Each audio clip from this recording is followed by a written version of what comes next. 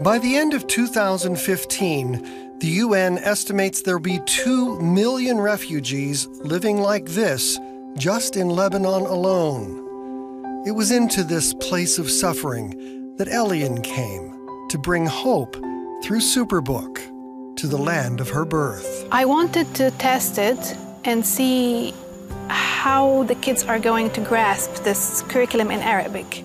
The first step on her journey was a church inside Beirut, which had taken in 150 Iraqi and Syrian refugee children.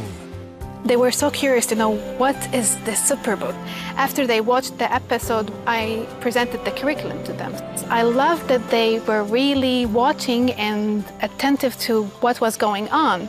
Then Elian made her way into a very different situation, a camp made up of hundreds of thousands of people in the Bekaa Valley, living in tents in the most desperate conditions. These kids were different. They were not well-groomed like the kids in the Iraqi church. You can tell that they haven't showered in a while. I heard so many heartbreaking stories. Every time I asked them, how can I pray for you? The only answer I got there was, pray that we can find food tomorrow. They don't know what tomorrow brings them. Their homes are gone. Then they set up and showed the Superbook episode in the beginning to nearly 200 Muslim children and adults. While they were watching, I was watching their faces. And there was this one child. His eyes were like shining. He was so into Superbook. He was so excited to watch Superbook. To be honest with you, I was not sure if I wanted to play the Salvation song there, because I wanted to be sensitive, to the environment. But I was like, let me give it a try. And the kids were actually happy, and they were singing it.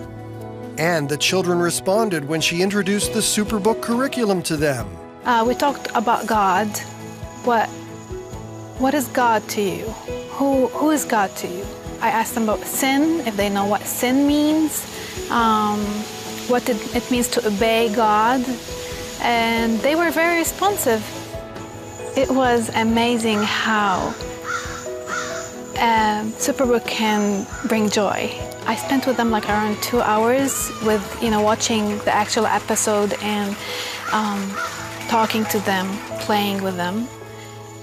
In those 2 hours, Superbook brought a smile. It took their minds off of the sadness, the maybe bad memories. Which brings us to the reason why Elian wanted to return to the land of her birth, to bring Superbook to these children. As I was walking in that camp, I looked at all these kids there. I saw me. I saw little Elian there, the 5-year-old Elian, who was changed because of Superbook. I grew up in a war zone. We had bombs and missiles hitting, and the only fun part of the day was when my grandmother had me watch Superbook.